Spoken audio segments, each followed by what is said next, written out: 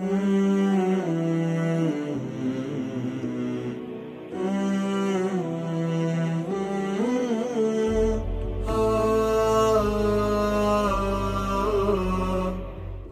الله الرحمن الرحيم. الحمد لله والصلاة والسلام على رسول الله. اللهم افتح لنا أبواب رحمتك وألحقنا بالصالحين. اللهم علمنا ما ينفعنا وانفعنا بما علمتنا وزدنا علما وفهما في الدين. اللهم انصر إخواننا المستضعفين في مشارق الأرض ومغاربها. خۆشەویستان، ئەوە دەورەیەکە لەسەر بەڕێوەبردنی قەیران یان چارەسەرکردنی کێشە یان چارەسەرکردنی بابرێندوو کە سیڕاعیان هەیە یان منافەسەیان هەیە، ئەو بابەتانە هەموو دەگرێتەوە، هەمووی وەکو یەکە تەقریبەن لێک نێزیکە. بەڵام زیاتر باسی قەیران دەکەین کە ئایا ئەمە ئەگەر بێت و تووشی قەیرانێک بین ئایا دەبی چۆن چارەسەری بکەین. جا یەکەم شت کە دەست پێ دەکەین کە تعریفێکی کورت کە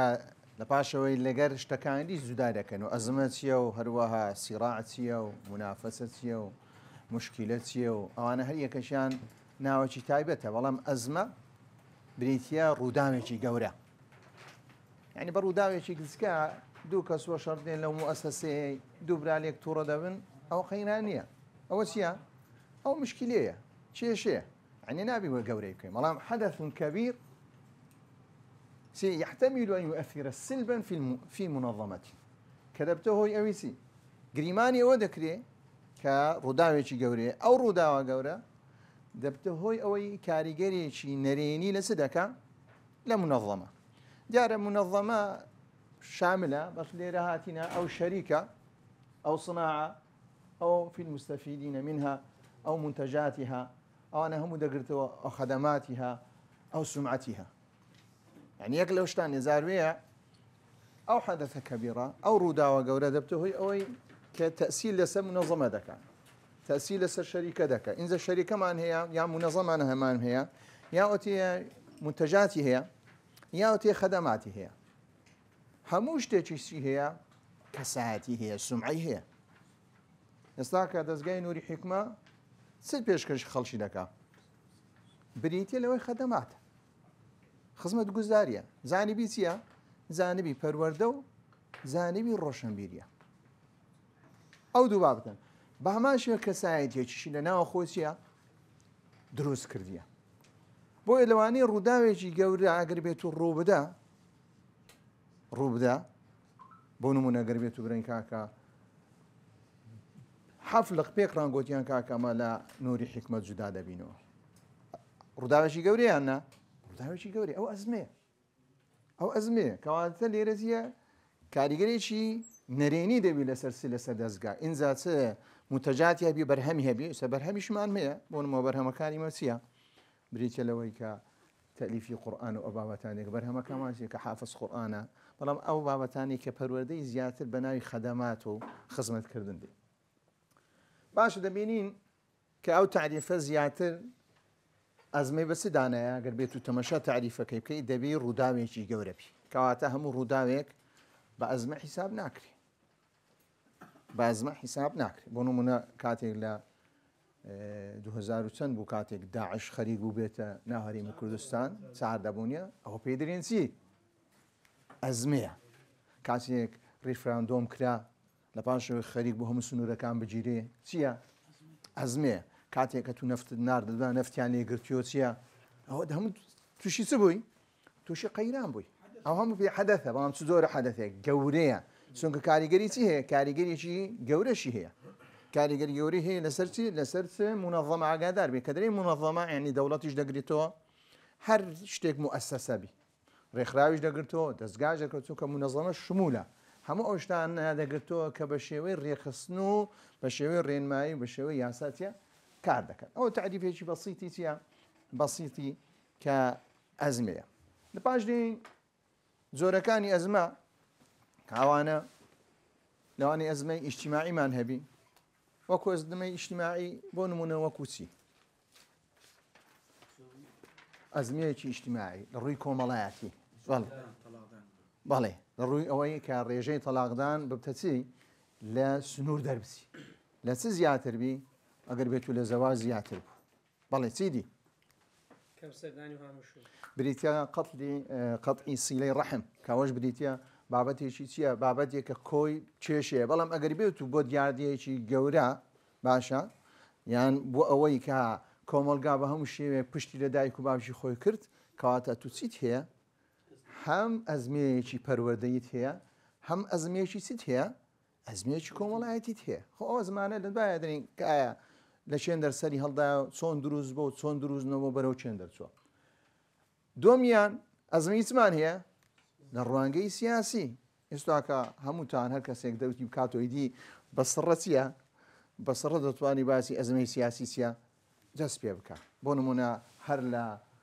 هەرەسێنانی بابرین دەوڵەتی مەهاباد ئەو قەیرانێکی گەورە بوو کاک لە ڕووی سیاسی هەروە شۆڕشەکەی هەفتا و سار دیسان ئاش بەتاڵ دیسان قەیرانێکی گەورە بوون لە پاشەوەی دێنە شەڕی براکوژی ڕوویدا قەیرانێکی گەورە بوو دەبینی ئەوانە هەموو چییە ئەو هەموو پێی دەرێن قەیرانی سیاسییان کە ئەو ئێستا کە ئەو سیڕایی لە بینی بەغدا و هەرێمی کوردستان هەیە چییە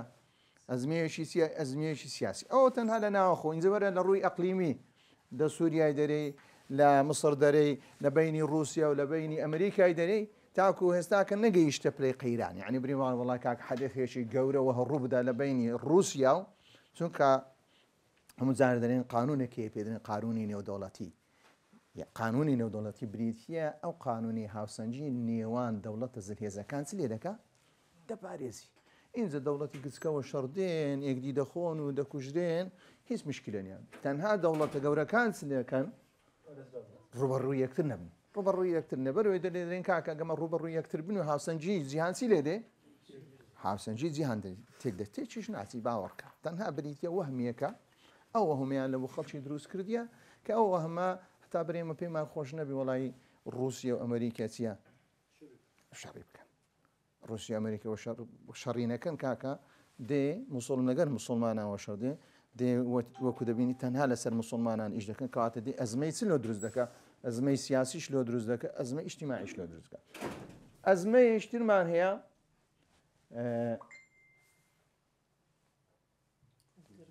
کاکە دەبڕۆ براکەم ئەزمەی ئابووریمان هەیە کێ دەتوانێت نمونەی بینی لەسەر ئەزمەی ئابووری ئەزمەی ئابووری بریتیە لە ڕووی چییە بابرێن لە ساڵی وەزانم لە بینی 20 تاکوسیەکانە بریتە اقتصادی عالم هەموو هەرەسێنە هەموو هەرەسێنە لە ئەمریکاەوە حتا دنیا هەموو بۆچە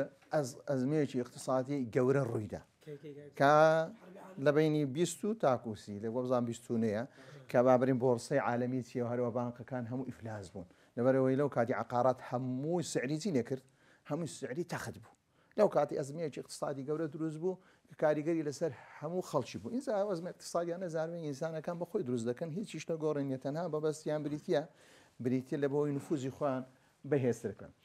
الأزمة وكيما يستبعز دكين نا باسي اجتماعي لو دكين نا باسي سياسي لو دكين نا باسي اقتصادي دكين بلام لهما هموشيان يك منهزيان هي اللي حل كردن يعني سي قريبتو أزمة شي اجتماعي بي سي سياسي بي سي اقتصادي بي هميان سي هي أصولي خوي بنما هي كدرنا بريو برني قيرانا كان كواتا بنسيني بريو برني قيرانا كان هر زورة قيراني بي هم يمكويكا هم يسي هي لدایک بوونی قەیران هەیە لە ناو قەیرانی هەیە لە دوای قەیران هەیە هۆکارەکانی قەیران هەیە کاریگەریەکانی قەیران هەیە چارەسەرەکانی قەیرانیشە یعنی ئەو بابەتانە هەمووی دەبینی چی هەموو یەکە چ اجتماعي بي سياسي بي اقتصادي الأزمة من ناحية الإدارية أن الأزمة حدث مفاجئ يخرج الأمور عن مسارها أو كيدي تعريف ما كرت ورغم لي تعريف إداري لبودكين أو تعريف إدارية أزمة حدث شيء مفاجئ لناكاوة تقيني ويكرر ده بنمونا كاتيك 2019 أو فيروس بلاو يعني بلاويان كردوا يعني الإعلام بلاويان كردوا إذا حد زوريك بي حدث شيء تبو تدرس كراوي ستنا هلا الرجال براويان في دابي مهم حدث شيء سبو رداوي شيء مفاجئ بو يخرج الأمور عن مسارها دبتوه أوي أوشتاني كطبيعي بو خلق ديكر همو عراستكي سنة دي لا عراستكي خولده الاعتيادي لا عراستكي كابرا لەخۆ دەچووی سیارێدا کاکە نابی سیاری باشوو کە دە سەردا ناوی سەردام بکەین کە تیارە نابی ئەو بکری هەموو شتیان چ لێ کرد عن مصارها ويتولد عن هذه الظاهرة نتائج تمس جوهر وسلام الكيان لداره كتبته هوي سي كتبته هوي أوي ناوروشي هروها سلامتي عسايشي أو خيانة إدارية هي تيكو بيتشي دشاني يعني زهري بيدقين كوات أزمة خيران أقربت إنسان سنة لمارة وجدار إنسان زارو توشي قيران يقلبي حدث هيك أنا ماري خير راسنا مشكلة يعني تنها بلام نبوتوتيا هو قوري كاك أزمة قوري مفاجئة راستو خو جاني توتيك دتي جاني خيزان جاني عائلة همو شنكانت يقدسي تنها كابرا قربتو جنكي خوي طلاق بدا باشا عائلة كتير لدي حدث هيك بيئوي بابرين دەست پێشخەریە کە بیام سەرەتاییەکی هەبێت ڕاستە خۆمە مفاجئ شتەکە دەبتە هۆی سێ هەموو شتەکان لە ئوموری خۆی لا دەدا ئەوە پێی دەرێن سێ پێ دەرێن ئەزمەیەک کە قەیرانێکە کە پێویستی بە چارەسەرە هەندێ وشەیدیمان هەیە الطوارئ المشكلة الكارثة الصراع ئەوان هەر یەکێکیان کە لەگەر ئەزمە اختلاف هەیە بۆ الطوارئ خطر مباشر على الصحة الحياة بۆیە کە دەنێ شتێکی تەواریە لە ناکاودێ کەواتە چیە شتێکی ترسناکی ڕاستەخۆ لەسەر سێ لەسەر تەندروستی ئینجا تەندروستی ئینسانەکەوی یان لەسەر ژیاندا ئەو زۆرە تەواریان دەرێکا شتێکی لە ناکاو شتی لە ناکاو پێویستە سلێ بکەی دەی بە خێرا چارەسەری بکەی نایک پشتگوێی بخەی وەڵای کاکە با لێژنەیەکی لە بۆ دروستکەین و با بین داونیشین و بزان ئەو بابەتانە ناکرێ کە درێژتی تەواریە یعنی شتێکی خێرایە کەواتە دەبی چارەسەری چی لە دەبنێ چارەسەری خێرای لەوە دابنێ مشکلە کە مشکلە گچکەترە لە ئەزمە کە عائق ئەمام پێش کە عائقەکە بەرامبەر چییە لە پێش بەدەستهێنانی ئامانجەکانە لێ ناگەڕ ئەو مشکلانەت هەیە ئەتوو کە ڕێگرێ کێشەیەک هەیە کەوەت لێ دەکا کە وەختێکی زۆر لە شتەکان بگەین یان تەحلیلێک هەیە لەسەر ئەو کەسە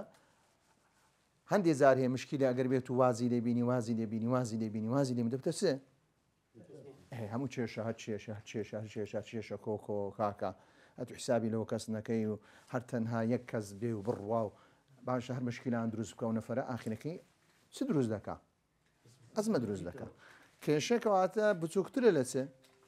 بچووکترە لە ئەزمە باشە قەیمە بەڵام لە هەمان کاتیش پێویستی بە چییە پێویستی بە چارەسەر نای پێشگوێ بخسرێ ئەگە پێت و کێشە هەبوو کێشەکە زۆر زار و درێکاکەگە منداڵێکی گچکە لە ڕووی پەروەدەی ئەگەر بێت و خوێکی خراپی کرد بۆ ئەگەر واز لەو خۆی هینا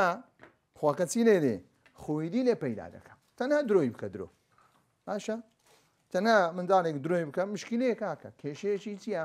کێشەیەکی پەروەردی ئەگەر بێت و وازمە لە هینا گوتمەوەی چەند قشتانجی باسی ئەو ئۆشتانە دەکا هەندێک کەسێ بەو شێوەیە دەری چەند زیرەکە ئەوشتانە کو دەتوانانی خەڵکیەوە هەر خرێتێنی ئەنی و کاکە بە درۆ خەڵکی خەر دەخرێتین زەوەی لێ دێ کەسێکە هێدی توانای درۆکردنەکەی چییە بەهێزتر دەبێت کە بەهێزتر بوو کەواتە دەبتە کێشەیەکی گەورەیتر دروست دەبێت سیفەتی دیش وەردەگری کاریفە چییە شتێکی تەواوی کێشە تەوەقع دەکرێت ڕوو بدە شتێکی لە ناکاو لەوانەیە ئێستا کە برین کاکە شتی لە ناکاو چییە کە بری کاکە ئێرە بلەرزی باشە تەوەقع دەکەی لێ بلەرزیانە تەوەقع دەکرێت زۆر تەوەقعی ئاسانە هەزۆر تەوەقعی ئاراس کاریثە تەوەقع دەکرێت بەردێک بێ دەخوارێ لە ئاسمانی بێرەکەی زۆر کەمە ئەو تەوەقعات کە ڕووی نەدا لێرە بەڕە کاریثە حەدەث غیر متوقع بریتە ڕووداوێکە کە تەوەقع ناکرێت باشە بۆ نمونە برێکاکە ئێرە هەولێر هەموو کەوتە ژێر ئاو کاریثەیە بەڵام کاریثەیەکی چییە غێر متوقع چون کە تەمەشا دەکەی لە تاریخی هەولێر ڕووی نەدابی ئەتو ئێستاکە کە ڕوو بدە کەواتە چییە کاریثەیە کە لەبەرەوەی شتێکی زۆر متوقع نەبووە وەکو قوەی طەبیعە هەروە تەسەڕوفات ئەو تەسەڕوفاتی ئینسانێک تەسەڕوفێکی وەدەکە هەڵسو کەوتێکی وەدەکە کە لێی تەوەقع ناکەی و تەسەڕوفە لێر کات تەسەڕوفەکی وە کابرێ دەبین لەسەر خۆیە کابرێ دەبین موسڵمانێکی ڕێکوپێکە وەڵی کاکە دەرێن وڵا ئەو کابرا ئەو هەدەکە کارێکی یان کارێش زۆر خراپ دەکە کەواتە لەک نەتوچیە ڕووداوێکی غێر متەوەقع کەواتە کارە ساتە ئەوە پێی دەرین بۆیە ئەوەش پێویستە بە هەمان شێوە کاریتە گەلەی بگەڕێی هەبە خۆی ئەزمێ کاریتە زاروێ ئەگەر بێت و چارە سەریش نەکەی دەبتە ئەزمە الصراع بريتيا تضارب المصالح والمبادئ والافكار بون منات الصراع لقى فلاني هي سران لسر اساسي هر هبوني من ملاني كاتي او شبكه هندري كبريتيا لسر مصالح بو زور زادو لسر مصالح شنو لو اني استاكم برجوندم زور لقر بابرين نظامي قدا حبي للروي مادي طالما للروي افكار لقر من سيا ناقول زي كوات الصراع من لقر هي بەڵام زارۆشە ئینسانەکان کە گەر بێت و لە ڕوانگەی مادی بڕیار بن بڵێ لە ڕوانگەی مادی بڵێ سیراع هەیە لەسەر سیە لەسەر مەصالح لەسەر بەژەوەندیە بەڵام ئەمە باس دەکەین لەسەر ئەساسی سیە لەسەر ئەساسی مەبادێ بەڵام زاروەیە بە هەمان شێوە ئەو سیراع يمكن أن يتحول إلى أزمة ئەوانەیە چ دروست بکە ئەزمە دروست بکە بۆیە لەناو دەستگان نابی ململانەیە لە ڕووی مەصالح بێ کاتێک ئەمە باسی دەستگایەکی خۆمان دەکەی ململانەیە نابي هبي شيشة اعتيادية شتي لناكاو دكري هبي كاريسا نابي هبي للروي إنسان كان تصرف إنسان كان بلام صراع هر نابي هبي الصراع لسرسي كاكا لسرسي الصراع ذاك إنما لروي اعتقاد مبادئهم وكويك لروي مصالح ما نيز مصالح كان شو ما ليرانية مصالح يجدني كات الصراع كردن بهي شيء دروز نية لما نظامي يبي كمنظميشي كباغراونديشي قرآني هبي بەڵام دەکرێت مشکلە هەبی چونکە هیچ ئیشێکی ئیداری ناکرێتە بێ مشکل دەکرێش ئەزمە هەبی ڕێوەڵای کاکە ئەزمانی لەوانەیە ئەزمەیەکی ئیداریمان هەبی کاکە ئەزمەیەکی ئیداریە سیارەیەک ئەمە هەمومان پێکڕان سەفەر دەکەین زۆر جارەیە ئەنجومەنی باڵا ڕاستەخۆ سیارەکە چی لێ هات وەرگەڕەکە هەمومان وفاتمان کرد ئی باشە ینی دەبتە دروست بوونی ئەزمەیاننا حەدەسێکی چییە حەدەسێکی گەورەیە کاریگەری لەسەر دەستگا دەکەیاننا دەبی دەستگا چ بکات دەستگا بێ ئیدی سەنە نوێ دەستەی گشتی ڕێک بخاتۆ لقەکان بینی کەواتە پێویستی بە چییە کۆنگرە و ئیدی زعزعەیەک دروست دەکارێ خەڵکەکە بڕێک سار دەبتۆ نازانم چی لێرێ ئەو هەمووی چیە کاریگەری نەفسیشی دەبی دەرونیشی دەبی هەروە کە دەبتە هۆی ئەوەی فەراغێکی ئیداری گەورە دروست دەکە کەواتە پێویستە کاتوو گوتمان ئەزمە زۆر زۆر شتێکی ئاساییە دروستبی بەڵام نابی گوتمان چی هەبی سیراع لە ناو حزبی ئیسلامیش نابی سیراع هەبی نابی سیراع کە سیراع هەبوو بەرەکەت نییە بەرەکەت نییە هەتا سەحابەکان یەک دەست بوون باشە چ بوو دنیا فتوحاتیان کرد کاکە لەبەرەوەی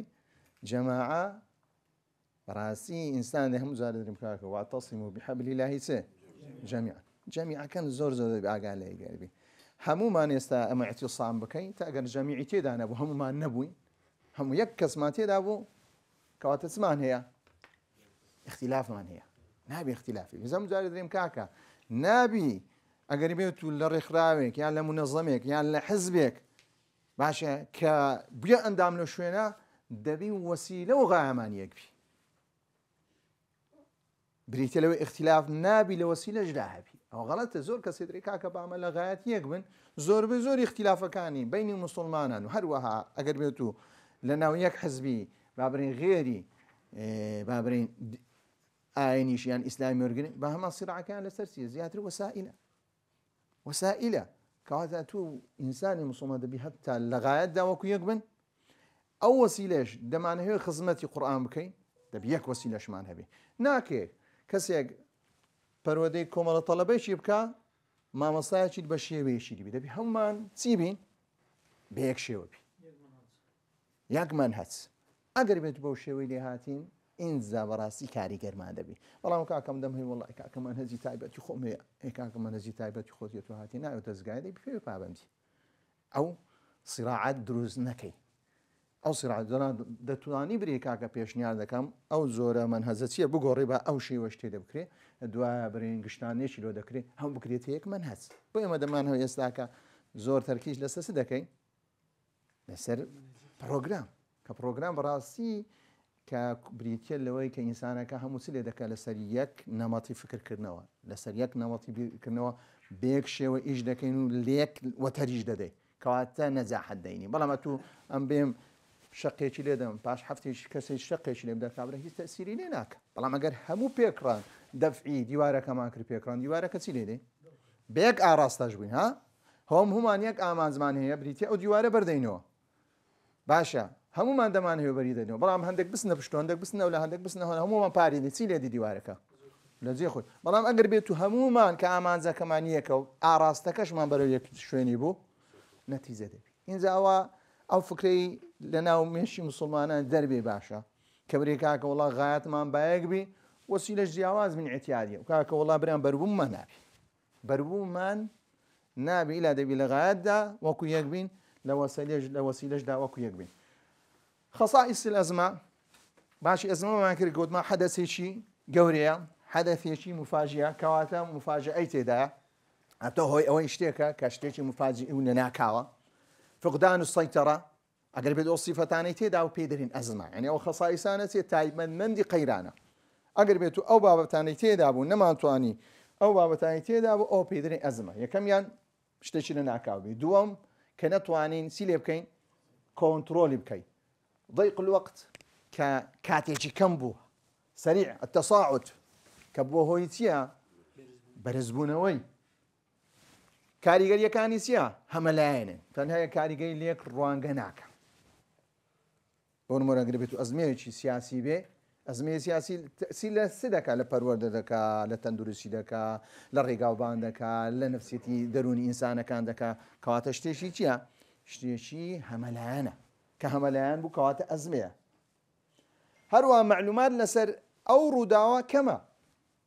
معلومات چییە کەمە بۆیە بێدرێن ئەزمە ئەگەر معلومات لە پێشەوە ئەو شتە بەسەر ئینسانەکەی داهاتبی لەوانەیە چێ هەر پێشەشی وی لێ دەکە زۆر بە ئاسانی چییە چی لێ دەکە سەیطەری دەکە دەتوانی کۆنتڕۆلی بکە بەڵام لەبەر ئەوەی معلوماتی لەسەرکەوە کەواتە ناتوانی کۆنتڕۆلیش بکە جذب اهتمام الرأي العام یەک لەوانەش دەبتە هۆی ئەوەی کە سەرنجی خەڵک هەمووی لە بۆ خۆی چی لێ دەکا لە بۆ خۆی ڕادەکێشی کە ڕاکێشە کەواتە ئەو بابەتەش یەک لەو صفەتانی تێ یەک لەو خەساسەتانی تێدا التهديد الهائل الفعلي المتوقع كتهديدێکی فعلیە کاریگەریەکی لەسەر چ دەبی لەسەر کەسەکان دەبی یان لەسەر مؤسسە دەبی بەو شێوەی ئەوانە پێیان دەوترێت چیە خەسائیسەکان کەوات ئێستا تعریفمان کرد باشە جیاوازیمان کرد لەگەر هەندە مصطلحی دی کە فەرقیان هەیە لەگەر باسی خەسائیسی ئەزمەشمان کرد کە ئەزمە دەبی ئەو خەسائیسانەی تێدابی ئینجا پێدەرین کاکە ئەوە قەیرانە ئەسباب نشوء الأزمات باشە ئەزەمان لۆ دروست دەبی سەبەبەکەی چیە ئەو پێدرێت سەبەبی عام ئینجا هەر یەکیان ڕەبتە بە شتێک یەکەمیان سوء الفهم تێنەگەیشتن لەو شتێککە ئینسانەکە دەیکە وا دەزانی ئەگەر بێت و ئەوەی بکە شتێکی چاکە بەڵام کاتێک دەیکا نەتیجەیەکی چ دەکا نەتیجەیەکی خراپ دەکە بۆیە لێکدانەوەی چ لە ڕووی تێگەیشتن ئەو ئینسانە تێگەیشتنیەکی هەڵا لە بۆ چ دەکا لە بۆ ئیدارەدان نمونەمان هەیە کاکە نمونەمان هەیە لە ڕووی سیاسی کە ویسمان چ بکەین دەوڵەتی کوردی ئیعلام بکەین بەڵام تێنەگەیشتمان هەبوو لە واقعدا ئاخیرەکەی چمان کرد پاشمان بووینەوە پەشێمان بووینەوە هەروە تقریبا سوء الإدراك تێنەگەی سوء الإدراك سوء الفهم سوء التقدير وسوء التأقيم ئەوانە هەمووی چیە هەمووی تقریبا یەک نێزیکە بریتە لەوەی کە تێنەگەیشتنەوە یان کەسەکە لە تێنەگەیشتنی لە واقعەکەدا بە شێوەیەکە هەروەها تەقدیرێکی تەوانیە تێگەیشتنەکەی تەوانیە یان هەڵسەنگانەیەکی تەوانیە لە بۆ شتەکان کاتێک ئەو شتانە هەبوو لە ئیدارەدا لەوانەیە ببتە سێ لەوانەیە ببتە ئەزمە الإدارة العشوائية كيك لو شتاني كأزمة دروز دكا كبريتيا بريوبرني حرمتش هي زيار نبي شيء بربرسا أو إشي چی ئیشێک دەکاوە بەرەو چێ بچی ئەوە چ بکەوتنەکە کەواتە ئەو ئیدارە عەشوائیە ئەو بەڕێوەبردنی هەڕەمەچیە یەک لەوانەیە دەبتە هۆی چ دەبتە هۆی یەک لە ئەسبابەکانی چییە ئەمە دۆ ئەو شتانە باز دەکەین دۆ ئەوی ئینسان خۆی لە دوور بکە تاکو چ دروست نەکە ئەزمە سوی فەهم لە چ کاتێک دروست دەبێت سوی دراگ لە کاتێک دروست سوی تەقدیر لە چ کات دروست سوی تەقیم کاتێک دروست ئەگەر بێت و ئینسانەکان بە شوڕە ئیشیان نەکرد بە تیم ئیشیان نەکرد کەسێک گوتی کاکە تەنها فەهمی من لە هەمووان باشترە هەموو گوتیان فەهمەکە هەیە گوتیامی لە فەهمەکە هەیە هەموو گوتیان هەیە گوتی تەقدیرەکە هەم ئەو هەیە کاکە ناکرێت لە ڕووی منطق پێنج ڕەئی پێنج عەقڵ لە یەک عەقڵی چییە کە پێنج عەقڵی وەکو یەک شەش عەقڵی وەکو یەک چون زاروێە یەک عەقڵ بەقەدەر چەند عەقڵی هەیە بەقەدەر سەد عەقڵی هەیە کاکە معلوماتی زۆر هەیە بەڵام دەنێ ئەوانە هەموو لە یەک ئاستینە هەمویان سیا عەقلەکانیان هەموو لە یەک ئاستیە ناکە برین پێنج عەقڵ باشە سوئی فەهمی هەیە بەڵام یەک عەقڵ چییە کە فەهمەکەی فەهمێکیتەوە لەو کاتێ سوئی فەهم دروست دەبی کە ئینسان ئینکاری کرد بەردەوام بوو عنادی کرد لەسەر سێ لەسەر ڕەئی خۆی کە چەندەها کەس ڕاوێژکاربی ئینجا و ئەمڕۆ شوڕابەت پرسی پێ دەکەی لە پاش دەرکاکە و کارەمە کە کارێکی باش نییە ئینسانێک هەردەیکە کەواتە نەتیجەکە چ دەبی نەتیجەکە نەتیجەیەکی خراپ دەبی بۆ نمونی ئێستاکە سوئی فەهمی وەکو بەشاری ئەسەد بوو بەشار ئەسەد وەربگری سوئی فەهمیە بوو سوئی دراکێ بوو سوئی تەقدیرە بوو سوقی تەقیمیشیا بوو تێگەیشتنەکەی هەڵە بوو لە واقعەکەی کەوای دەزانی رووسیا قەت پشتی بەرنادە باشە تەقدیرەکەی وا دانابوو کە ئیرانیش پشتی بەرنادە بەڵام کە کاتێک مەوازینی دەولی گۆڕ هەمووتیان لێ کرد پشتیان دێ کەواتە چ شتێک کۆی لێ کرد قەیران لە بۆ وی دروستبی لە بۆ خودی حەزبی بەعثی ئیشتراکی سووری برێتیە لەوەی کە تەقیمەکەی تەقیمێش جوان نەبوو تەقیمەی وەکو سەدام کاتێک چوو کوێتی داگیر کرد سوئی فەهم بوو وای گەزانی ئەگەر بێت و بستە کوێت داگیر بکەوە کەس قسەی ناکە کەواتە لە ڕووی تێگەیشتن لەی تەقیم و لە ڕووی لێکدانەوە چیە لێکدانەوەکەی چ نەبوو لێکدانەوەکەی هەڵە بۆیە دەبینی قەیرانێکی چەندی دروست کرد دوور و درێژ لەنەوە هاتەوە هەتا 2003 هەل لە عێراق چ بوو وەرە ئێستاکەش ئێستاکە و بازە ئێستامە دەدەین بازی چییە بازی ئەو مجریمەیە الرغبة في الابتزاز کە ڕغبەی هەوی کابرا حەز بکە بەرامبەرەکەی خۆی چییە چی لێ بکە تووڕێی بکە ابتزازی بکە باشە لەو کاتەش دەبتە هۆی ئەگەر بێت و هەر بەردەوام بی زۆر زاروێ لە بابرین لە ئینتیخاباتەکان ئەو حالەتە بەکار هات چێ بەکارینە ابتزازی بەرامبەری دەکرد بەرامبەری خۆی تووڕە دەکرد و قسەی ناڕێژ پێ دەگوت پاڤێل نییە ئەو بابە ئەو ابتزازی پێدەوەدێ ڕغبەت و خۆشی پێچە بوو خۆزاروێ ئەو نوعانە ئەو جۆرە خیسابانە دەبتە هۆی دروستکردنی چێ ئەزمە ئێستا ترامپیشێک لەو کەسانەیە حەزی لە چییە ابتزازکردنی بەرامبەرە کەنەدا دەبی زەو یەکەم دێ دانیمارک دەبێت و ئەوە بکەیت هەروەها دەبی غەزەم پێ بفرۆشن دەبینی ئەوە هەموو جۆرەکە لە چی زۆرەکە لە ئیتیزازکردنی بەرامبەر تۆڕەکردنی بەرامبەر بە کەمزانینی بەرامبەر ینی ئیتیزازکردن جۆرێکە لە چێ کە ئەنەما بەرامبەرم چییە هیچ نییە کەنەدا چیە بەشەکە لە چێ بەشەکە لە ئەمریکای بەو شێوە کەواتە دەبتە هۆی چی دەبتە هۆی دروستبوونی چی دروستبوونی قەیران اليأس الإشاعات كيائس بريدة كسكان كبرين هوان نميني هوان بوني شيك كلوي كذبته هو دروزبوني أزمة به هواي بونمونا حركة إسلامي هم به هوابو عندما كان هم به هوابو لويكا أو حزبه هيسناك كوات حزبك تيليدي قرار همو هيدي دسن دزدك شنو آخر كده بيني حزبك تيليها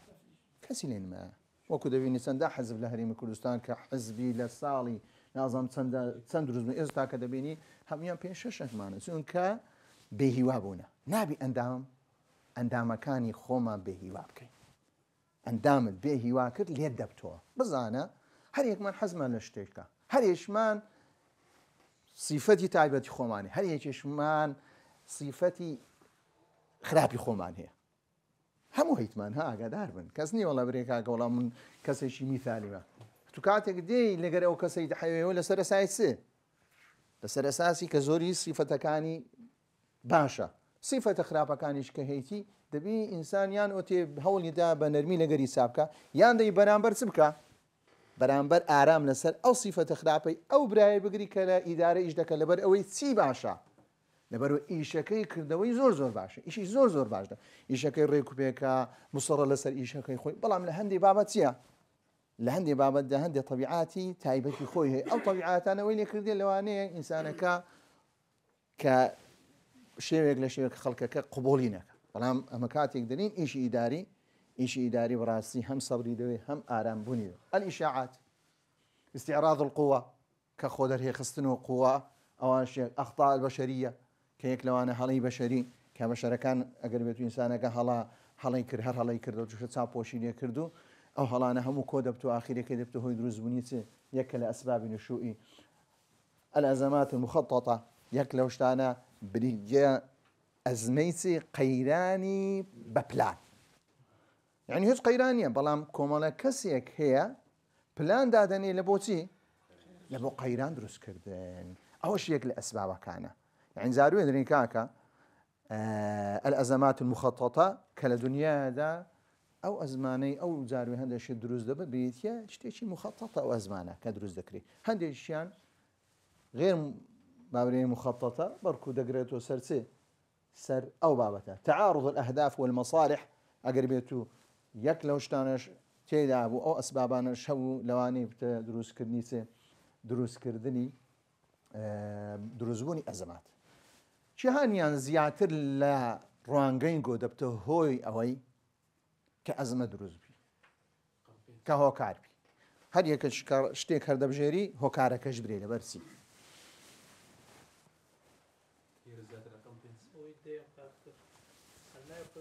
دەی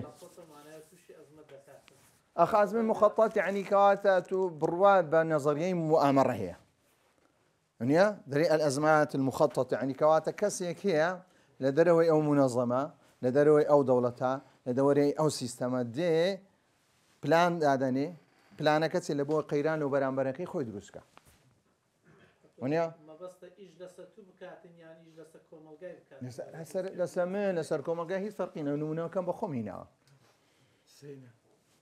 سيميان لفكري وراديت يا مشتاقان لفكري ترى باش دري سوء التقدير وسوء التقييم وسوء الإدراك وسوء الفهم سببك أوي لبر أوي خو قريبيتو إداري عشوائيش هر لأنزامي تيا سوء فهمه هر الرغبة في ابتزاز الآخر هر لأنزامي سوء فهمه هر كي يئس لبو إنسان دروز هل سوء فهمه إشاعات كاتك بلاو ذكريتو هل سوء فهمه بس كده استعراض القوة كاسيك دي خو هيز قوتينية هيز قوتينية دي خوا نشان دادني ولا قوة مية هم زار دريم كاكا دبي منظمين خومان نبي استعراض قوة بكي غلطة استعراض قوة خو ما أقدر بيخينو عند الطلبة مان هي عند اللقمان هي أو يكلوا يدرس بوني سي أتبادس يخوت سدرس ذكي أزمينو خد دروس ذكي أزمة استعراض قوة التي كاكا إيش يخوت كو هدي لسر خو دابا بتمن بتا 50 سال بتا 100 سال با نیوەی کۆمەلگا دەرسی لایەتو هەبی بە 20000 لۆ استعراضی خۆمان بکەین 20000 چیە خەل لە قەدەر چەند لە قەدەر 6 ملیۆن کەسی حسابکە کاکە 3 ملیۆنیان منداڵە خەکیس نییە کەنجی ملیۆنێک تەڵەبەمان هەبوو وڵڵاهی جێگای شانازی ئینسان بری وڵای کاکە 1 ملیۆن تەڵەبەمان کەنجی توانیمان 20000 حافظمان هەبی نەک 20000 تەڵەبە 20000 حافظمان لەو هەرێمی کوردستانە كهبو إن زودني كاكا 20000 حافظ ماني والله تنها استعراضي قوة بكين لهندي الشت خاصة لبيجا كان استعراضي قوة هي ساكنية استعراضي قوة دبته هويتي دبته هوي وين كأزمة دروز لك لو أنا بريو كاكا صالة شي بلاكو والله استعراضي قوة مك صالة شي خود بلاو دكيو بي ويتيا استعراضي قوة بكي سوكا يكلا أسباب كاني أزمات إنسان توش دبي كبريتيا كقوي خوي جار بخيله بو برامبري بله بله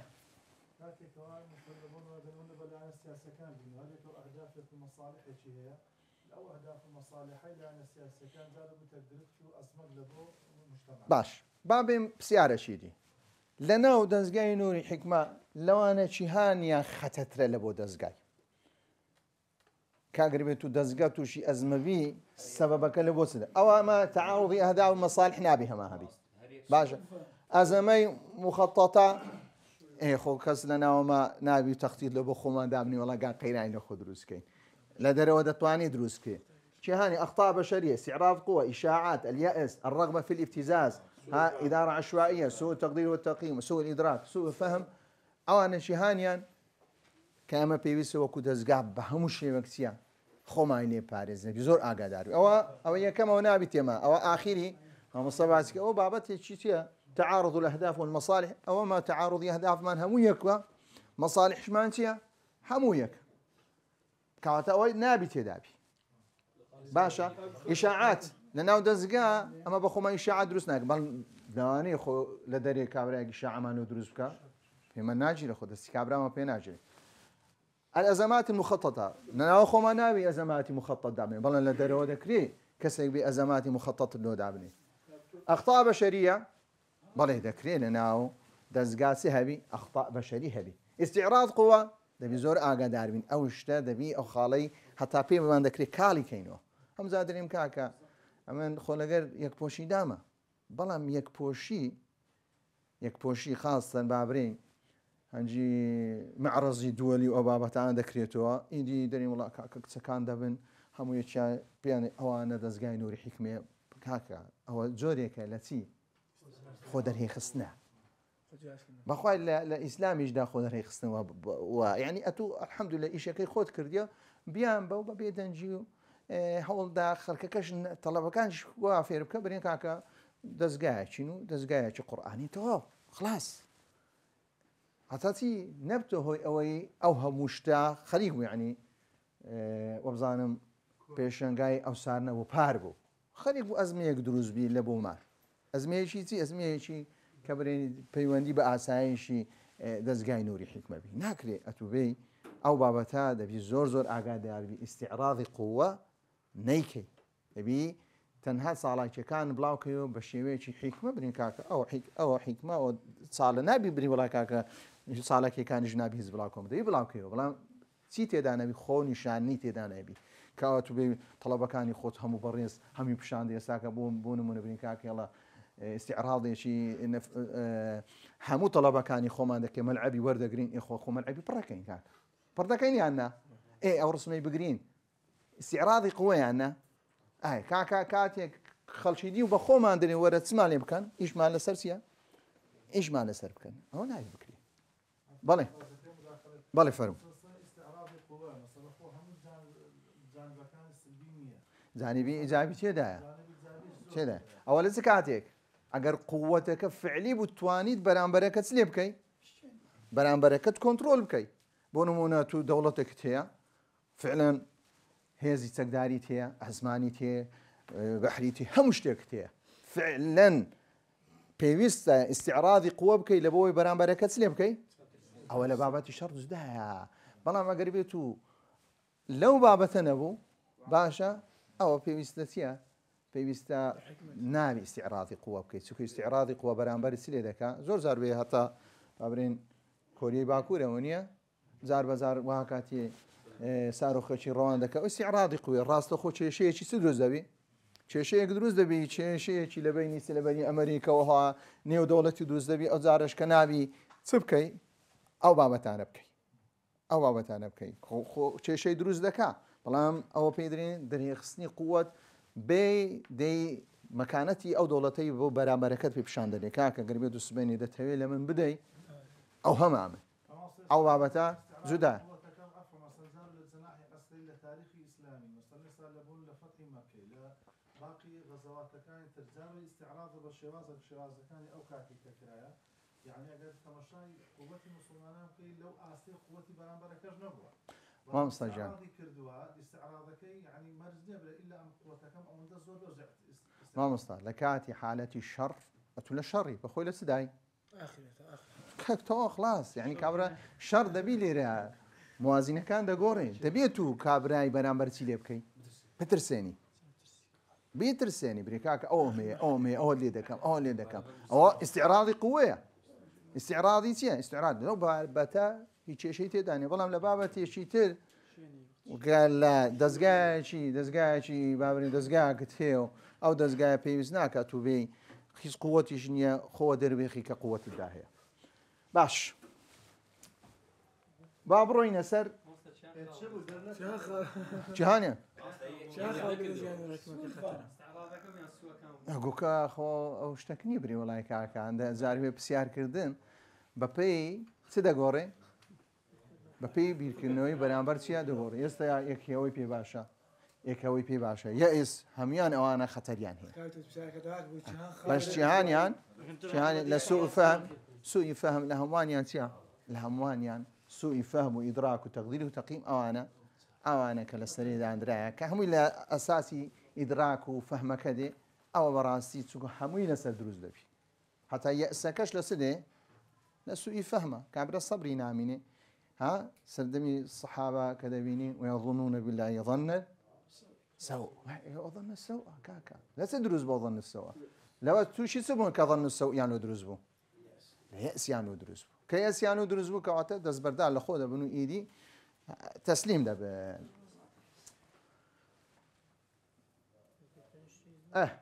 او ايش بيوش ما بينه دو مصطلح مان هي إدارة الأزمة والإدارة بالأزمات أو اشتشي نقصتانه إدارة الأزمة وكي تعز باس ما كرد دي أتو أزمة هي شاشة هي قيران هي دي تيلي دكي بريوي دبي دي هدي أو أزمة كنترول لكي أو زارد الإدارة بالأزمات دي بخوت بلان دادني باشا أو كسدي بلان دادني قيران دروز دكا أو قيرانا نو دروز دكا بۆ بتوانانی خەڵکی بەڕێوە بە قەیران نۆ دروست دەکا لەبەرەوەی بتوانانی کۆنتڕۆلی خەڵکی بکە قەیران نۆ دروست دەکا بلۆەوەی بەڕێوەبەری ئەو موئەسسەسە بی بتوانانی ئەو موئەسسەسە لێ بکە بەڕێوە بە فەرقە ئیدارەة الأزمة چییە گوتمان ئەوە شتێکی چاکە چونکە ئەزمە دێی ئەتۆ دێی چی لێ دەکەی کۆنتڕۆلی ئەزمەکەی دەکەی کێشەکەی لە ناو دەبەی بەس ئەو بالعکس قەیران دروست دەکا دەڵێن کاکە قەیرانی نۆ دروست دەکەی قەیران لە بۆی دروست دەکات تاکو بتوانی بەردەوام لە بەڕێوەبردننی وڵات بەردەوام بن یان بەڕێوەبردننی موئەسسەسە بەردەوام بن یان لەو شوێنەی تێدا چ لێ دەکا بەردەوام بی بەخۆی دروست دەکا بەخۆی دروست دەکا زەود و مصطلحەیە تقریبا هۆد و چیا مصطلحی ئیدارینە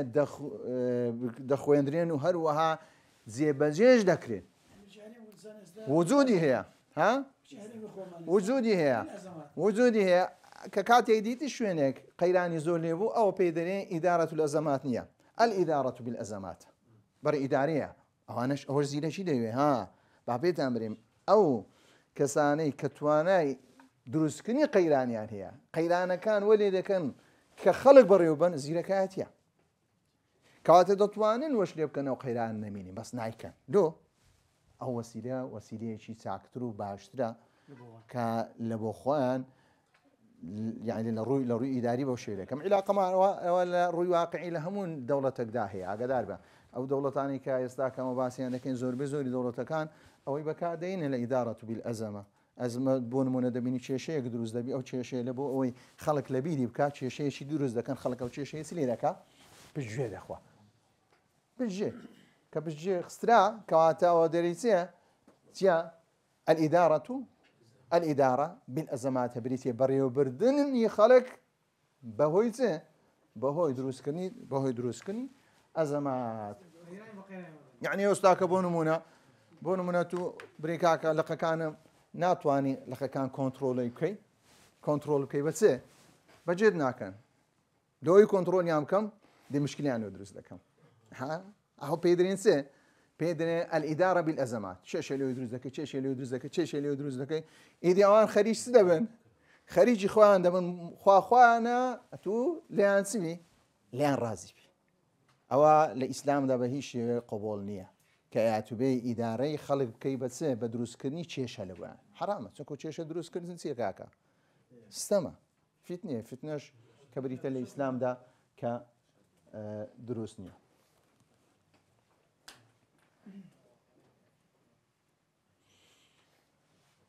الإدارة بالأزمة أو قطمان بالأزمة كبريتيا سماح المديرين المشاكل الصغيرة إداري وأزماتيا مديرة كذا بيني مشكلة صغير هي بخو مشكلة قد هي بالتطور أو بخو اللي دكا أو مشكلة سلبية قشبكا ناري مشكلة كي هتسلبكا حتى تصل إلى مستوى الأزمة حتى وإلى لك دبتا أزمة يعني يستاكا أو شيء لبيني هرمو بغداد هي خلص سهاتيا لدو هزارو سي چه شهبونا حل نكرا چه شهبو حل نكرا چه شهبو حل نكرا چه شهبو حل نكرا هر چه شكان سيليج دكاين روج بروج تطور دكا قشي زياتر دكا آخره كده تبدا سي آخره كده تبدا أزمة تبدا أزمة شي يعني أقربتو أهو بردوام بي أولا الرؤي داري قمانية دقاتا بليسي مستواي أزمة بلان بخويا مشكلة كان صغيرة بخويا سيليا ده كان تطور ده كان لقينا مستوى بدلا من التعامل معها في وقت مبكر بيش يعني نك أقرب تبرين مقابلي أو بين سليب كان مقابلي أو بين إشي لسرب كان كاكا أو أزمة أو مشكلة جورنا بي لبوتي لبو ينبت قيرا هروها لبو افتعال الأزمات افتعال يعني سه دروس كني أزمات مدير كان سلكن إلى لجوء المديرين إلى افتعال الأزمات تعظيم سلطة أكبر على الآخرين ودبته هوي سلطة كابراد الصلاة خوي ودياد يخين هروها ولدك قبولا للقرارات التي يتخذونها في ظل الأزمات كاتك دبيني أزمة دروز بو كأو سلطيها بو كاتي هقرارك دروز دبي خلقك راسلو خو تسيلي دي دريكاك بابات بجيب كين هتا تسد دروز نبا قيراني شي دي مالو دروز نبا قيراني شي ترسيا لو دروز نبوكا أو زور إدارة كني إدارية كهتا سريناه هر آخره کسی نتیجه کسی دگات شوینی خوی که از مکسی لده قیرانه که زور گوره دبیو کسی که تیدا زررمند دبیو وکو دبینین چندها شوین که دبینین لعالمی اسلامی دا بوشه وی بریتی بون لوی که اداره دولت یان دکر بدروس کنی ازمات آخره که ازمکا ها گوره بو ها گوره بو ها گوره آخره که بخوایان چبو بخوایان گیشتن لنا وکو دبین حسنی مبارک و هروا علي محمد صالح وهروها زين العابدين وأنا همويسيا هروها قذافي وهروها أو بشاري أو بابتان لا سوك أو بخوي دولتك دولة يدرس كني أزمات بس الأساسي سنبو أساسي أو بري وبرني شيء حكيمانا يعني بري وبرني قيرانا والله كان دروس كني قيران بو لبو بري وبرني خلق دين سر نمونيك معن هي المراحل الثلاثة لإدارة الأزمة أو تأستاكا تعاريف أو بابتان أبو كما درين كاكا أزمات صون بين إدارة بكي لكينا سي مرحلة قربيتو أزمة مان هو مرحلة ما قبل الأزمة مرحلة هيك ماني قناغم ماني بيش أو يتصروا بدا قيرانك روبدا مرحلة هيك مان هي لناوسي لنا أزمة مرحلة يشتريش مان هي ما بعد السه ما بعد الأزمة كانت سيقونا هي لبيش أزمة كبيش قيران لنا ناو قيران لدواي سي لدواي قيران هل يكشيان سي هي إدارة كرني خوي هي يكمشت كدين سن مرحلة يكم كقناغيسيا قبل الأزمة قبل الأزمة مرحلة سيا مرحلة ولادته لدايق بونو هروها قوربوني هيدي اوش بريتيا تسندها آماجي تيدا كبيش اوي روداوة كسيا روداوة قورة كسيا روداوة قورة كا روبدا بونو مناتو دبيني طلبة كانت هالروح حفتي دوسيك ناي ونيا عددك هدي برو سدسي برو زيادة بوندسي أو لباش أوي هر كسك مديرك حس إجراء ناكا بسيداتيان بانكا بابيان بانكا هر وقت طلبة كان هانداو بريد شيء بس مشكلة أو طلبة مان هيشتان هر هي 3000 طلبة مان هي باكاكا أو حفتي با دا 5 طلبة لقردان بي تورا هم حفتي بردوان بو هم حفتي 5 طلبة بروا كواتا با دماغان سن طلبة اللي روي ها كعددك هدي زيادة بي كواتا عددك ئەگەر بێت و لە 50 نەبوو 5 نەبوو هەفتانە 50 لێ ڕۆی توش لەو کاتی بری کاکە وڵی کاکە چنیە لەو کاتی ژمارەکە زۆریانە باشە ژمارەکە زۆرە ژمارەکە عەدەدەکە زۆرە کەواتە ئینزاری تێدایە کەواتە وای لێ دێ ئاخیرەکەی ئەگەر بێت و هەر ئیحتیمال پێنەدا خەڵک دەڕوا 200 نەفەر دەڕوا ئەو 200 نەفەرە کاتێک ڕۆیشتیە چی هەبووە لۆ ڕۆیشتیە هۆکاری هەبووە باشە کاتێک کەسێک دەی لێ دەپرسی ئەری لۆ نوری حکمت بەجێهێشت لەو منداڵێک یان لە بابی منداڵەکەی لەو منداڵەکە دەرێ کاکە لە بۆ هۆکارانە منداڵەکەی دەنێت تێرە منداڵەکەی نایێتە کەواتە وەی لێ دێ ئەتوو خەڵکت هەر لێ دەبتەوە خەڵکی چیش لۆ دێ خەڵکەچی کەمیش لۆ دێ چونکە مەسەلێکی چییە چونکە ئەو خەڵکە کاتێک دەڕوا ئەتو دەبی لێ کۆڵینەوە بکەیت لۆ دەڕوا کاکە و کێشەیە سەبەبەکەت سەبەبەکە مامۆستایە سەبەبەکە پرۆگرامە سەبەبەکە ئەو شوێنەیە کە دەرسەکەی لێ دەخوێنی سەبەبەکە تەڵەبەکەیە سەبەبەکە ئیدارەیە باشە سەبەبەکە هاتوچۆیە سەبەبەکە خودی تەڵەبەکانە ناویە کەسێکی ئەو تەڵەبەی ئیسعاز دەکا باشە لەو کاتانە تو دێ ئەو حالەتەی هێدی چارەسەر دەکەی ناگەڕی بتو هۆی ئەوەی سبێنێ پاش 10 ساڵی دیوەڵە ئەتوول لە باتی وەی 30,000 تەڵەبەت هەبوو ئێستاکە چەندت هەیە 300 تەڵەبەت هەیە 30,000 لە شێ 300 تەڵەبە لە شێ ئەزمەیانە ئەزمە لە چێن دەرهات کەواتە تویە ناو ئەزمەکەی تەڵەبەت نەما ئاخیرەکەی هەرەوە بڕوە تەڵەبەت نامینی بریتە ئینزاردانە ئاگادارت دەکاتەوە یان ئەگەر بێت و برێمە وەستە ئەندامانمان 100 ئەندامان هەیە ئیدی هەر دەینی ژماری ئەندام چی لێ دێ هەرکەمبی ئاخیرەکەی ئەندام چی لێ دێ نامینێ بزانی ئەندامی دەستگا لۆ ژمارەیان کەم دەبی لۆ بەرەو زیاد ناچی یان ئەو کەسانی کە لە بەشەکاندان دران دەبینین هەندێکیان زۆر ئیش دەکەن هەندێکیان کەمکە ئیش دەکەن هەندێکیان تەنها ناویان ئەندامە ئێخە ناکری ئەوەش بە هەمان شێوە چییە باڕقورسیەکە تەنها بکەوتە بابرین لە 10 کەسام کەوتە سەر 2 کەسی ئێوە 2 کەسەش سبێنێ چی لێ دێ بادی دێ بێزار دێ وشی ئەم زارێ کاک دەرێت چێ دەرێ کاگەوەڵا پسا کابرا پسا بزەبت کە لەفزی پسا یعنی کابرا ماندی بوو پسا یعنی کاکە واز لێ دەینی ئەوەش دەبتەوەی دروست بوونی چێ دەرێ هەندێک عساینەوە هەندە چیشتیە پسانە ئەزە نابیەوە ئەو بخۆی چییە کێشەیە ئەو کێشەیە لەوانەیە بتە هۆی دروستبوونی ئەزمەیەکی گەورە ئەندامان چی لێبێ ئەندامان نەمینێ کەواتە تو حالەتێکی چییە بیداییە سەرەتاییە ئاگادارت دەکاتەوە کاکە پێویستە تو پێش ئەوەی ئەو شتە ڕوو بدات و بێ چی لێ بکەی چارەسەر بکەی یعنی چییە ما قبل الأزمة هەبوونی چییە هەبوونی کێشەیە یعنی کێشە هەیە کێشە چارەسەر نەکرد گەورە دەبی تاکو دەبتە چێ دەبتە قەیرە مرحلة الأزمة کەواتە تو دەبی لێرەش چی لێ بکەی چارەسەری بکەی ئەگەر کێشە هەبوو با پرسیارێکی بکەی ئێستا ئەمە لە مەرحەلەی چنە قبل الأزمەیە ئێستا کەواتە چی هەیە کێشە هەکەی کێشە چۆن چارەسەر دەکرێ کێشە چۆن چارەسەر دەکرێ شتێکی منهەجیم لۆ برێ کاکە منهەجی کێشە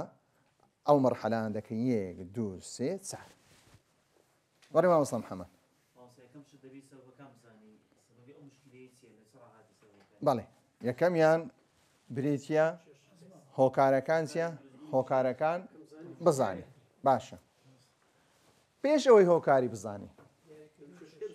دەبی کێشەکەی بزانی ئاوا پێش ئەوەی یەکەم مەرحەلە بریتە زانینی خودی کێشەکە چ جۆرە کێشەیەەکە ماهیەتی کێشەکە بزانی ئەگەر بێت و ماهیەتی نەزانی کەواتە تو سوانی هۆکارەکەی چییە کەواتە یەکەم شت بریتە لە چی لە خودی کێشەکە بزانی دووەمیان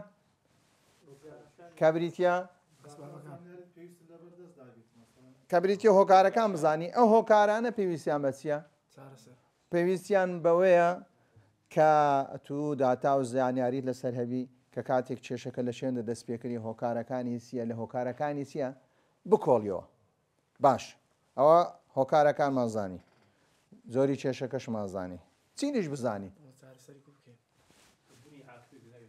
ئەوە جاری لەوەی گەڕی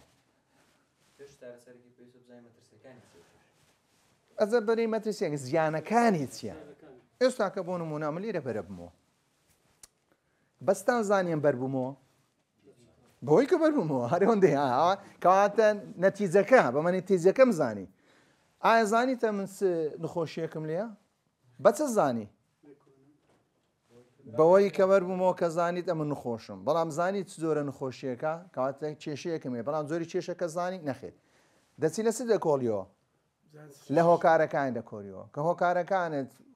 کۆ کردەوە دەریکاکە ئەو شتە بوویتە هۆی بەربوونەوەی ئەو مامۆستایە کەواتە تو یەکەمیان چت هەیە نەتیجەی کێشەکەت هەیە کە نەتیجەکەت هەیە کە نەتیجەکەت زانی ئەگەر بێت و کێشە هەبوو دەبینی تەڵەبە نایە کەواتە ساربوونەوەی تەڵەبە هەیە ئەوە کەواتە بە چ زانی سەربوونەوەی تەڵەبە هەیە بۆی کە تەڵەبە نایە بە نەتیجەکە زانی خۆگەر بێت و تەڵەبە هەموو بێ کەواتە هیچ کێشە هەیە هیچ کێشەمە کەواتە نەتیجەکە دەدگەیتە ئەوەی کە کێشەک هەیە بە نەتیجەکەش دەزانی زۆری کێشەکە چیە لە پاش ئەوەی دێی هۆکاری کێشەکان چ لێ دەکەی دیاری دەکەی ئینجا چارەسەرەکەی چۆنە چارەسەرەکەی چۆنە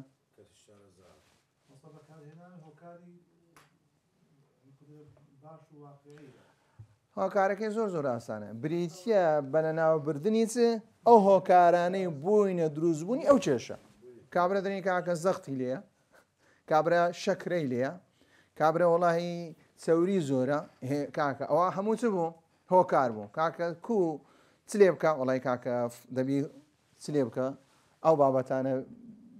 بخۆی نەخوا و چەوری نەخوا و نازانم چ نەخوا چ نەخوا چ نەخوا چ نەخوا هەر ئەوانە بووین هۆکاری ئەو نەخۆشی هەر هۆکارانەش دێین لە سەریلا دەبین و کەواتە چی لێ دێ کێشەکە چی لێ دێ کێشەکە نامینی بۆ هەمجار دەرین کە ئەوە دەرێن نەزەریەکی نەزەریەی دار دەرێن کاکە ئەوە دارە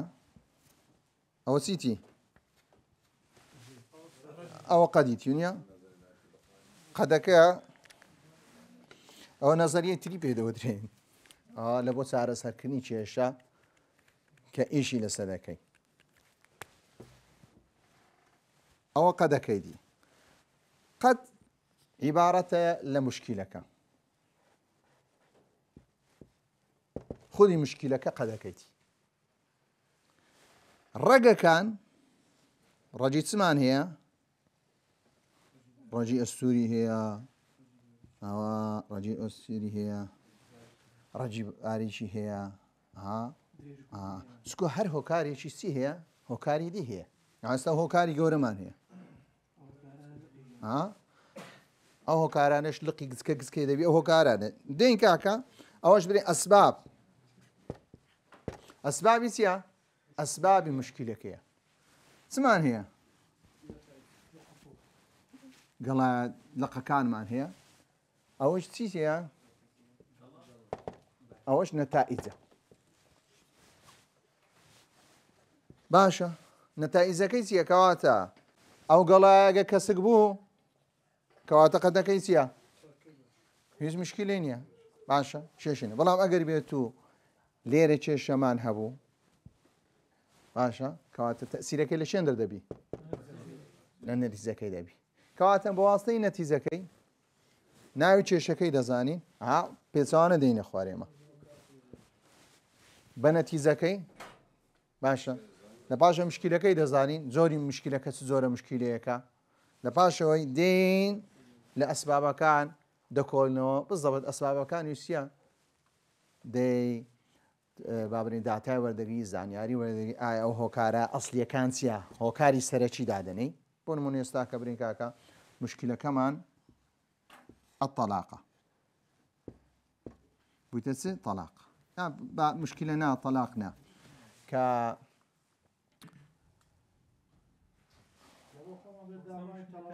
ئەخۆی طلاق نەتیجێ بەس بابرین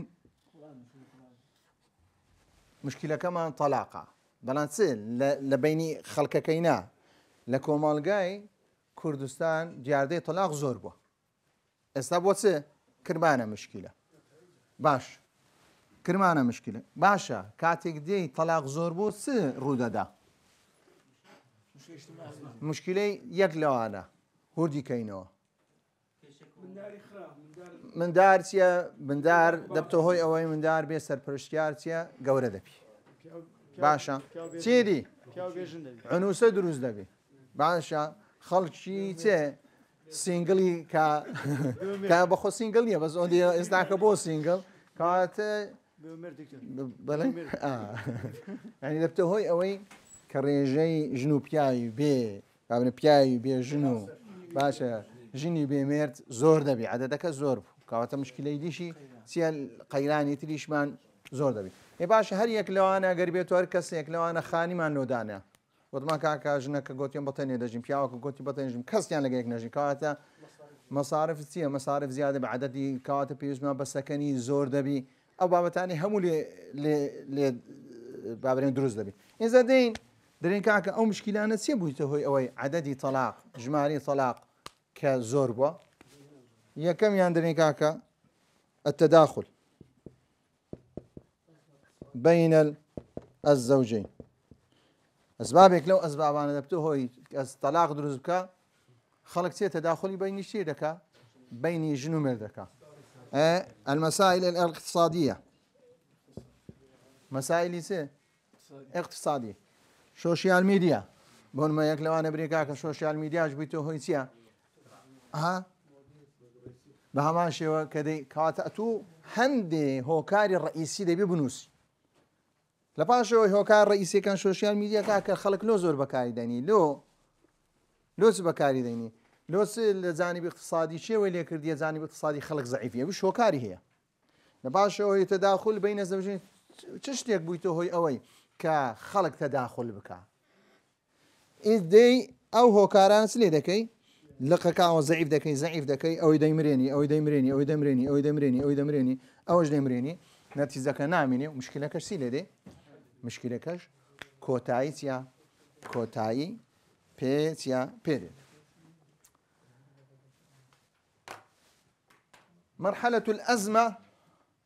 تتصف هذه المرحلة ببدء الضرر أو دارتنا لبو مشاكين بلام لبو تسج بكاردي لبو أزمش بها ما شيء لبو أزمش بها نا زوري أزمكية باشا نتيجة أزمكية هرو هوكاركاني تيا هوكاركاني أزمية تودي ليرة دەست پێ دەکەی بەوەی زانیت بەڵام چارەسەرەکە لە شوێنەرە لە هۆکارەکانە لێرە لە مەرحەلەی ئەزمەکە دروست دەبی و قەیرانەکە دروست دەبی ئینجا زیانەکان چییە زیانەکان بەسەر ئەو منەظەمەیە چیە دادەبارێت و زۆر دەبی مرحلة ما بعد الأزمة ئەمە تەنها وەجارێ بە کورتی باز دەکەین دوای دێنە سەرێ ئەو خاڵانەیە کە باز دەکەین چ بکەین لە بۆ حەلکردنی چ کێشەیەک القضاء على جذور الأزمة أو جذورەکانی ئەزمە چ لێ دەکەین هەمووی چیان لەناو دەبین کە دەڵێن مرحلة ما بعد الأزمة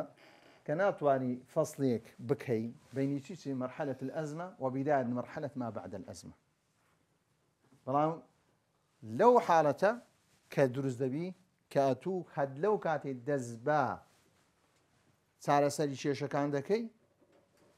ڕێگەکانی قەیرانەکان دەبڕی لەو کاتی دەبتیا دەچێ ناو چی کەواتە توی ئێستاکە ئەزمەکە زانی زیانەکەشت پێگەیشتەوە کە زیانەکەت ڕاگرت ئەو بۆ چێ ما بعد یان زیانەکەت کەم کردەوە کەواتە توێ مەرحەلەشی دیچێ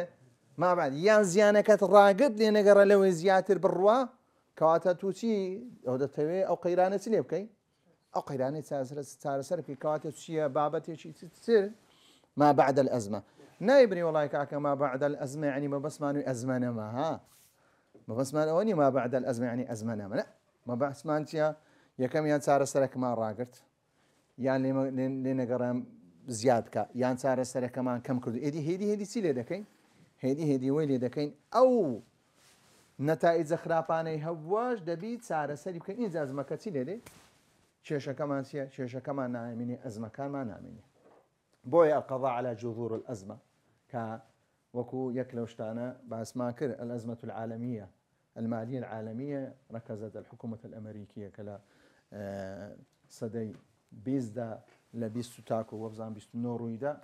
كبوهوي أويسيا جذورك إعادة النظر في التشريعات والقواعد المنظمة کە سەنە نوێ چیان کردو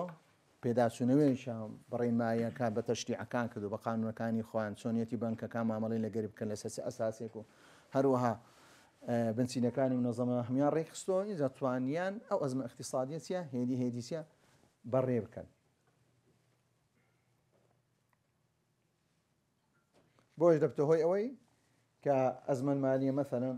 کە بۆ هۆی فیقەی دروست کردو لە پاشەوەی کە سیقە نیەمە حکومی ئەمریکی لە پاشەوەی هێدی وێ لێ کردو چییە سەر لە نوێ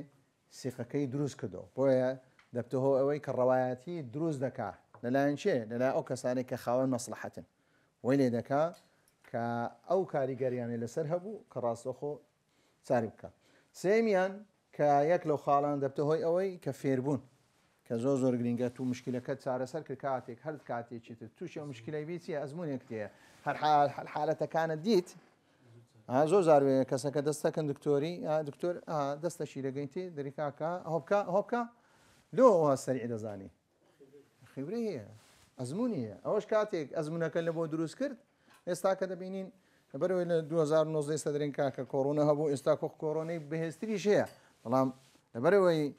کە عالەمیەن توانرا کە تێپەڕێن کاوەتی ئێستا نایکەنە ئەزمە دەین بە شێوەیەشی ترسیە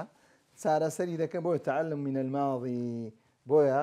منع حدوث الأزمات في المستقبل کە ئەو کەسە فێر دەبی کە ڕێگربی پێش ئەوەی چییە ئەزەمات و قەیرانەکە ڕووبوودا و کەەوە ئیسفادەی لێ دەکات. ئەو تیمەی کە ئیدارەی ئەزەمات دەکات دەبی سیفەتیان چیبی چکۆمە گوتمان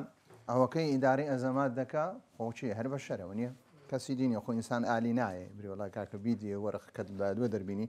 هەد پێویستی بە کەسێکە کە جێبەجێ بکە. جا هاتینە یەکەم شروعی ئەو فەریقەی چییە ئەو مەرجانە دەبی لەو فەریقەیدا هەبن ئەو تیمەی کە ئیدارەی ئەزەمات دەکا دەیهەوێ قەیرانەکە بەڕێوە بە دەبی ئەو سیفەتانی پێدا الولاء للمنظمة یەکەم شت دەبی خۆشەویستی هەروە ئینتیمابوون کە بەڕاستی مەسەلە ئینتیمابوون مەسلەیەکی زۆر گرنگات لە هەر شوێنێک کە تێدا ئیشی کرد دەبی ئینتیمات لە بۆ هەبی دەبی خۆشت بێ حتا ئەگەر بێت و تەمەشا سەحابەی پێغەمبەر صلی الله عليه وسلم هاشهاتین ناو دایرەی ئیسلام چ جۆرە وەلایەکیان هەبووە بڕۆ چەندەها شوێن خوای پروردگار باسی وەلا دەکا پشت و پەنای و هەروە خۆشەویستی و هەروە مەسەلەی کە بە زۆرە ئینتیمابوون هەبی کەواتە ئەو کەسانەی کە ئیدارەی دەبنە تیم دەبی سیفەتی وەلایان زۆر بەهێزبی خەمخۆری چ بن خەمخۆری ئەو منەظەمە بن چونکە بەڕاستی ئەگە خەمخۆر نەبن و وەلا و خۆشەویستیان لە بۆ ئەو منەظەمەی نەبی بەخوا خەیرانەکەی چاناکەن پێیان چاناکەن چونکە خەمیان نییە لە خەیاڵیشیان یە خەمیان هەبی بەڵام ئەگەر بێت وەلایان هەبوو کە هەستیان بەوەی کرد کاکە ئەو منەظەمەیە بەڕاستی ئێمە خۆشمان دێ ئینتیمامان لە بۆ هەیە ئەخەک ناکرێ بەو شێوەی بی کابرا خەمی لێ دەخۆ کە خەمی لێ خوارد کەواتە وەلای لێ هەیە هەر بەخۆی بابەتی وەلا خۆوەلا مصطلحێکی چییە إنما وليكم الله ورسوله وەلایەتیش لەسێ دێ لە خۆشەویستی دێ خۆشەویستی چۆن دروست دەبی ئیدی هەموو بابەتانە پێکەوە ڕەبتی تەیە کەواتە لۆ لەفزی ئیخلاسم پێ نەگەی ئیخلاسی منەظەمە هەبی ئیخلاسی لله تبارك وتعالى ئاگادار بە ینی لەبەرە ئەو بابەتە بڕێک الولاء دەکرێ وەلا لە بۆ چێ بێ لە بۆ مسلمانە بێ لە بۆ ڕسوولیش بی لە بۆ الله تعالەش بی بەزن ئیخلاس تەنها لە بۆ چیە لە بۆ الله تبارك وتعالى کەواتە ئەوە یەک کەمیان المهارات والقدرة دەبی دوو سیفەتیان تێ کاراییان هەبی مەهارات دیارە مەهارات لەس دروست دەبی مەهارات ئینسان لەس دروست دەبی لە ئەزمون لەوانەیە کەسێ قودرەیەکی چاچی هەبی توانای هەبی لە ئیشدا بەڵام مەهارەی نەبی لەبەرەوەی چییە ئەزمونی نەکردیە زۆ مەهارەی ئینسان لە چ یان بە دەورە یەک لەو شتانێک کە دەبێت هۆی دروستبوونی مەهارات لە ئینساندا بریتی ئەزمونی دەورەش تەدریبات و ئەو بابەتانە مەهارەی ئینسان چ لێ دەکات مەهارەی ئینسان بەرابەر پێش دەبی لەوانەیە شتانی ئێستا مەدەنین زۆربەی زۆرتان بزانن زۆر بەڵام بە شێوەیەکی سێمە دەین بە شێوەیە سیسیلەیەکی منطقی باز دەکەین کە کو ئیدارەی ئەزەمە لە ڕووی ئیداری کو حەلی دەکەی کەواتە مهارات والقدرة على التدخل الناجح چ جۆرە مهاراتی چ جۆرە قودرەیەک کە تداخل بکەن بەڵام زۆر تەداخلێکی سەرکەوتوانە چ شتێک لێ دەکە تەداخلێکی سەرکەوتوانە لە بۆ فەریقەکە دروست بکە ئەو دوو صیفەتەیە کە مەهارەی هەبوو قودرەشی هەبوو کاتە قودرەکەی بەکاردەهێنی مەهارەکەش بە حیکمت بەکارێنی چونکە زاروەیە تو قودرەت هەیە بەڵام گەر بێت و مەهارەی لەگەردانە بوو لەوانەیە دەی تەداخلێکی دەکەی تەداخلەکە تەداخلێکی بەڕاستی ئیشەکەی چ لێ دەکەی بەرێ خۆزگە هە تەداخل نەکرد بە کاکە چونکە لێرە چی دیادێنم حیکمەتی تێدانە بوو زۆر زاروێ دوو کەس کە کێشەیەکیان هەیە کەسی سێم دێ لەبەرەوەی قودرەی هەیە کێشەکان لە حەلکە بەڵام مەهارەی نییە حکمەتی نییە ئیدی بە شێوەیەک لە شێوەکان کە قسەیەک دەکە ئیشەکە چ لێ دەکا ئەوزاری ئەو دوانە مشکلەی لەگەویش دروست دەکەن کەوادەمە بەخۆمان مشکلەمان لەوە دوو کەس مەوزاری مشکلە لە بینی چەند کەسی دروست بوو بۆ سێ تەرەف بۆیە دەبی ئەو دوو سیفەتە زۆر زۆر گرینگە کە لا چێدا هەبی لەو کەسانەی کە ئیدارەی ئەزەمات دەکەین التنوع في الاختصاصات ئەو فەریقەی ئەو تیمەی دروست دەکەین هەمویان یەک تەخەسوس نەبی هەمووان بریکەینە شەریعە خڕکەینەوە شەریعی خڕکەی وڵای کاکە دەبی تەخەسوسی زیای تێدابی مختلف تێدابی ونیا کە بۆ نمونە تو لە منەظەمەیەکی وەکو ئێرە ئیزە مەهارە چۆن قودرە مەهارە خۆمە نامانێ بە بەسمالەیە تەخەسوسی ئەکادیمی بی ئاگاداربی تەخەسوسی چییە دەورەیەکی کردبی کاکە دەورەیەکی ئیداری مالی کردبی دەورەیەکی ئیداری موادی بەشەری کردبی دەورەیەکی شؤونی قانونی کردبی لە منەظەمات باشە ئەگەر بێت و بۆ نمونە ئەگەر بێت و کەسێکی اختصاصمان هەبی لە شؤونی قانونی زۆر زۆر باشە ئەگەر بێت و کەسێکمان هەبی لە ئیداری مالی هەر ئەکادیمی زۆر زۆر باشە ئەگەر کەسێکمان هەبی کە شێوەیەکی ئەکادی موادی بەشەری دەبی زۆر زۆر باشە کەواتە ئەو سیفەتانە دەیێت تەم کە دەرێن تەنەوع في الاختصاصات بەمەسم اختصاصاتەکان زۆرا و زۆر و تاکو بتوانێت چییە لە هەموو لایەکەوە ئەو بابەتانە چییە داتایی لەسەر خڕکردنەوە زانیاری لەسەرکردنەوە ئایا ئەو بابەتە ئەو کێشەیە لە ڕووی ئەزەماتی چییە لە ڕووی مالیە لە ڕووی ئیداری بەشەریە لە ڕووی چیە لە ڕووی قانونیە لە ڕووی سلوکیە کە بابرێن ئەگەر بێت و لە ڕووی پەروەردەییە کەسێکی پەروەردەیی بینی کاکە کە تو بۆ نمونە کە لە ڕوانگەی دوو ڕوانگە ئیش دەکەی لە ڕوانگەیەکی پەروەردەی ئیش دەکەی باشە کە عیلاقەی بە مامۆستا و تەڵەبە هەیە مامۆستاش بۆ نمونە هەندێک بابەت ئیداری مالی پێویستە هەروە چۆنیەتی ئیدارەکردنی مامۆستاکەن کە ئیدارەکردنی ئەلموادی بەشەریە کە ئێستاکە زۆر زۆر دەوراتی زۆر زۆر چاک لەسەر دەکرێتەوە کتێبیش لەسەر هەیە ئیدارەت المواد البەشەریە الموارد البەشەریە کە کتێبی زۆر زۆر چاکی لەسەر ئەو کەسەی کە لە منەظەمێکی هەوە ئیش دەکا کە بەڕێوەبەرێکە یان بەڕێوەبەری مامۆستایەکانە یان بەڕێوەیان تەڵەبەکانی بەرز دەبی ئەو کتێبە بخوێنتەوە چونکە زاروێت کە دەورە نەبوو بەڵام خۆ کتێبەکە گەشت بخوێنی و ئەگەر بێت و کاکە کتێبەکەت خوێندەوە هەموو شتێنەگەی بەڵام هەندێکی چییە هەندێکیان تێ دەکەی نەکە تو بێ علمەکەی هیچ جێبەجێنەکە هەندێک باشتر لەوەی کە هیچ لە نانەبی کاتە دەبی تنوع في الاختصاصات الهدوء والقدرة على التحمل والاحتفاظ بالتوازن راسي ئیدارەی ئەزەمات کەسی لەسەر خۆی دەبێت بەڵام چ زۆرێک کەسەرە خۆ نەک کەسەرەکە توانای بڕیاری نەبی چکۆمە دووشتمانێ هەیە ئینسان هەیە دەتوانی کۆنتترۆلی خۆی بکە هەندێ حالەت هەیە دەتوانانی تووڕک خۆی تۆڕە بکە دەتوانانی هەندە حالەتی کۆنتترۆل خۆی بکە بەڵام هەیە ئینسان هەیە ناتوانانی ئەو کۆنتترۆلی لە دەستدایە کۆنتترۆلی چی لە دەستدا بەردەوام هەر بەردەوام تووڕێ ئەوە بەکەل چ نایە تحملی هدوئی نییە تحملیشی نییە بەڵام کەسەکە دەتوانی هەندی حالەتی تووڕ دەی بەڵام هەندی حالەتیە کۆنتترۆلی خۆی دەکات خاصن تجروبەمان هەیە لەو کەسەکە ئیداری ئەزەمات هیچ تووڕە نابی لەسەر خۆی و هیچ ئەو بابەتانەی نییە چونکە هەندێک حالەتدا هەیە زۆر جاروێت و لە کاتی ئیدارەدا دەبی کەسایەتیەک هەیە بەڵام لە کاتی کێشە حەلکردن دەبی کەسایەتی ترت هەبی زۆر زادەی دەبی کەسایەتەکان چ لێ بکەی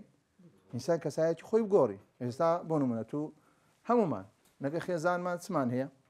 کەسایەتێکی دیمان هەیە کاک لەگە مندارەکی کەسایەتێکی پێ دەرێن باب باشە کە دەچیۆ داکرد دەچیە کرداکرد دەچێت ناو باوەشی داکرد بێ منداڵ یعنی دەبی کەسایەتی منداڵ بە کە دەچیە جامیعی بۆ نما من دەبی کەسایەتی چێ کەسایەتی مامۆستای جامیعی وەردەگرم کە دەستمە مزگەوت کەسایەتی چ وەردەگرم کەسایەتی مەلایە نابینەوێت تەسەڕوفی مامۆستای جامیع بکەم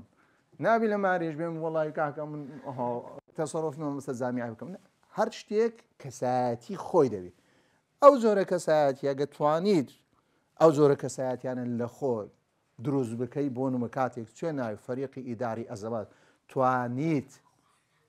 کەسێکی هادە بی لەسەر خۆ بۆ نمونە کەسەکەوەکەی مشکلی دەکات چونکە یەک لەو شتانە ئەزمەتداری ئەزەمات چییە دێ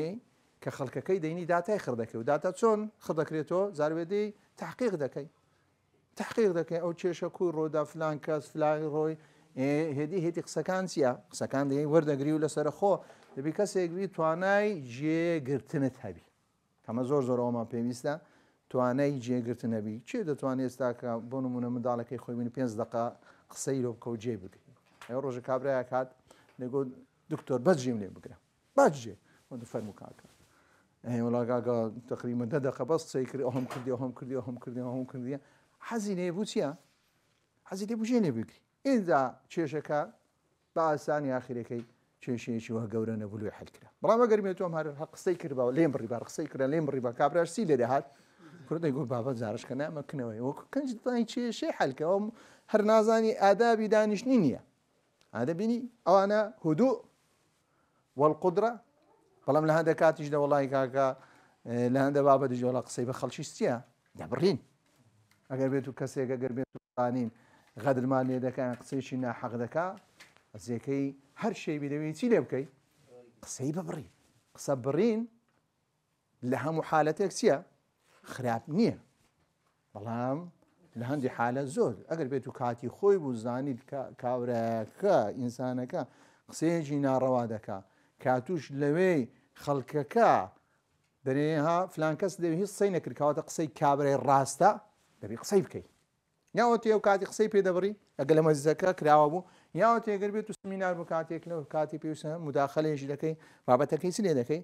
بابەتەکەی تەرتیب دەکەی الهدوء بۆ دەنێن کەسایەتی ئینسان بە پێش شوێنەکان چییە بە پێش شوێنەکان دەبی الهدوء والقدرة على التحمل والاحتفاظ بالتوازن کە ئەو ئینسانە هاوسەنجی خۆی ببارێزی با ئەوەندە بەس بی دوایە دەینەوە